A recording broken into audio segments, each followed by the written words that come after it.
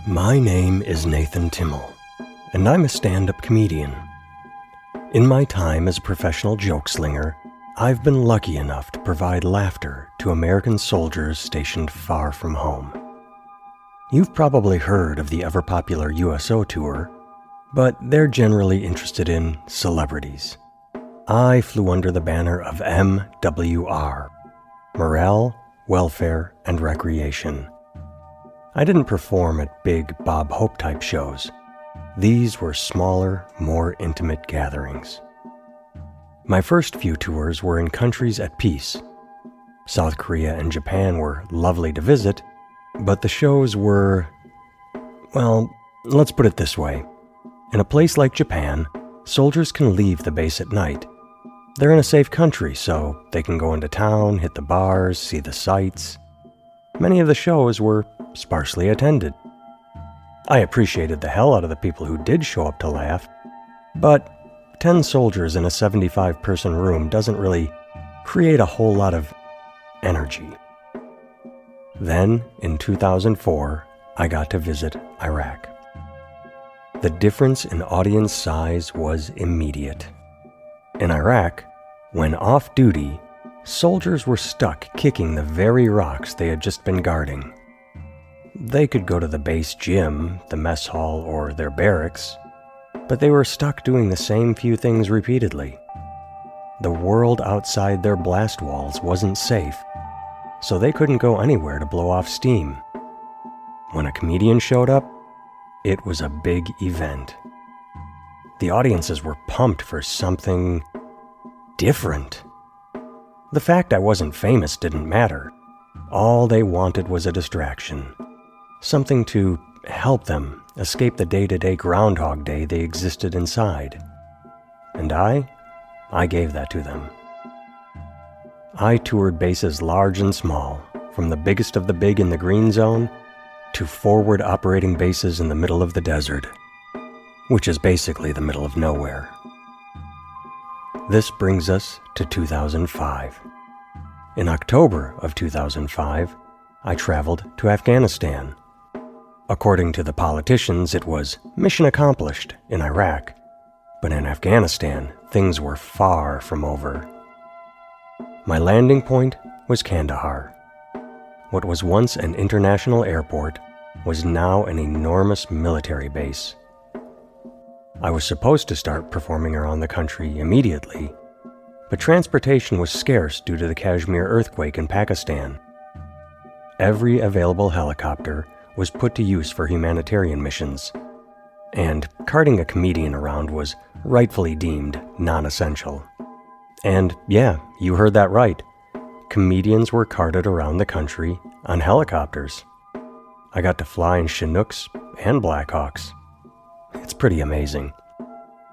With convoys being targeted left and right, the optics of a civilian being injured, or worse, while trying to raise morale would be awful.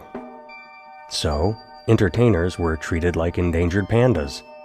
We had our handlers, and they watched out for us, so that we didn't make the news in the worst of ways. Anyway, during my downtime at Kandahar, I had the unfortunate opportunity to attend a ramp ceremony. An American soldier lost his life in an ambush in the Afghani hills. I was allowed to witness the loading of his flag-draped casket aboard the plane home. Now, I should explain. The military base at Kandahar, in 2005 at least, was international in nature. I couldn't tell you exactly how many countries were represented within its walls, but I visited with soldiers from England, France, and Romania, to name just a few. Now, I mention this because even though the ramp ceremony was honoring an American soldier, men and women from every nation appeared. Which specific flag they saluted didn't matter. Everyone respected the dead, borders be damned. In a war zone, the uniform creates a brotherhood that surpasses differences between governments. While politicians argue, soldiers unite. And here's the kicker. The fallen soldier wasn't even stationed at Kandahar. He was from a base out in the field. This means there is an overwhelming probability that those paying tribute, foreign or even American, had never even met the man. Such things didn't matter to them. They were there to honor the fallen because they knew all too well the meaning of the phrase, "There, but for the grace of God, go I." Living in a war zone meant they knew that it was nothing but happen chance that had them standing on the tarmac and not laying in the casket. They knew that somewhere parents were tearfully awaiting their child's arrival, and that a friend of the fallen, a fellow soldier, would accompany the body all the way to its destination. Once there, that person would look a mother, father, or wife in the eye and hand over the flag currently draped across the coffin. That soldier might have the awful reality of coming face to face with heartbroken children, sons and daughters of the deceased. Such a moment could crack a heart of stone. I don't know how often civilians are present at a ramp ceremony, but the experience left me emotionally confused. I felt humbled and embarrassed, like I was a tourist attending an event I had no fucking business being at. Afterward, when I shared those thoughts with Major Robert Macareg, the man who had invited me to attend, he said he wished more non-combatants could witness such events. The more you are aware of the cost of war, the less you support the idea of war. Well, added to those conflicting emotions, most of all, I felt sorrow due to the loss of life. That experience is a moment that bubbles up from the recesses of my mind on random occasion and gives me pause. It is a moment that reminds me, life is precious. Several days after the ceremony, logistics allowed a spare helicopter to fly me to perform for soldiers at another base. I didn't realize until landing that it was the outpost of the soldier whose coffin I had viewed through conflicted eyes. The show was scheduled for 10 a.m. Because the military doesn't run like a comedy club. You don't perform in theaters at night on a stage under lights and with a microphone. No. Military shows are catch as catch can. Wherever and whenever time allows, you do your best to make soldiers giggle. It might be between breakfast and lunch in a mess hall, in the afternoon in a courtyard, or at night on a makeshift stage without the benefit of a PA system. At this particular location, the show was going to take place in what would be considered a living room in a small hut. Given the loss of a soldier at that base, tensions were justifiably high. I was told the men and women I was about to entertain had just returned from an overnight patrol. They had been searching for the insurgents who killed their friend.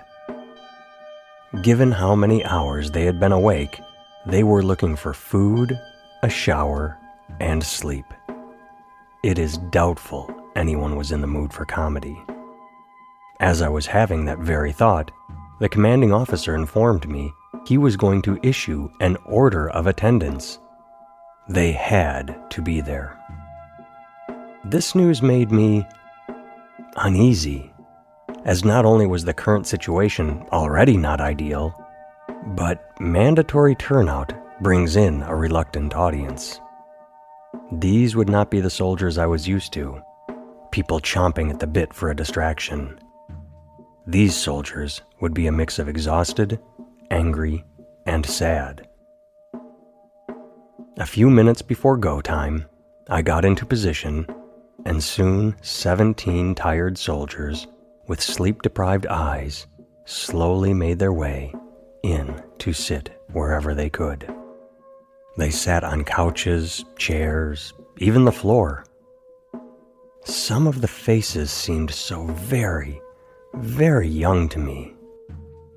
Being 18 might make you an adult by default, But when I think about what I was dealing with at that age, compared to the enormous stress and pressure those in front of me were living with daily, there is absolutely no parallel. Well, I didn't want to go through with things, but I had a job to do. So I started telling my jokes. Over the course of 20 minutes, I watched as they smiled, then laughed, then eventually applauded as their body posture went from rigid to relaxed. Though exhausted and forced to be there, those soldiers made a damn fine audience. One of the best I've ever had. When I waved goodbye and exited the room to the sound of their applause, the commanding officer grabbed me and pulled me aside. "Good job," he said. "Those kids in there, they're tired, they're angry, they're depressed. They just lost their friend. They needed to know they still had laughter somewhere inside them, and you gave that to them.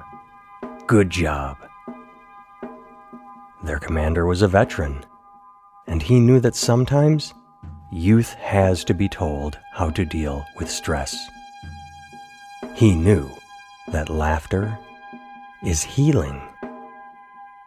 It's not the answer, it's not the cure, but laughter can act as a stopgap, a speed bump between depression and despair, a reset button that allows you to forget your stresses, if just for a moment, that helps you get through the day.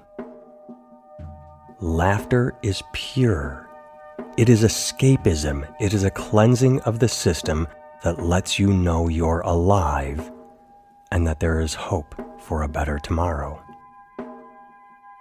The best compliment I've ever received was from a soldier. We're going back to 2004 in Iraq, Camp Anaconda to be specific. I was performing in one of Saddam Hussein's old movie theaters, which was an insane luxury considering the tents and courtyards I'd been in up to that point. After the show, this woman approached me, a warm smile upon her face.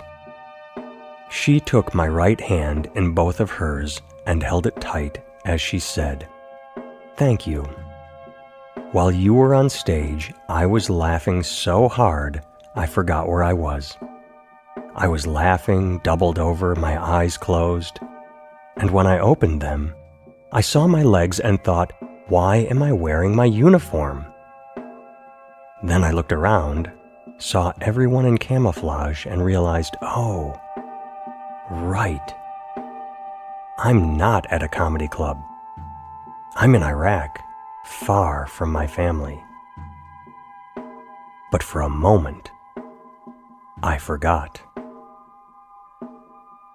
Words like that, they stick with you. Regarding the 17 soldiers in Afghanistan, even though they had lost a brother in arms, someone most likely a close friend, they were still alive.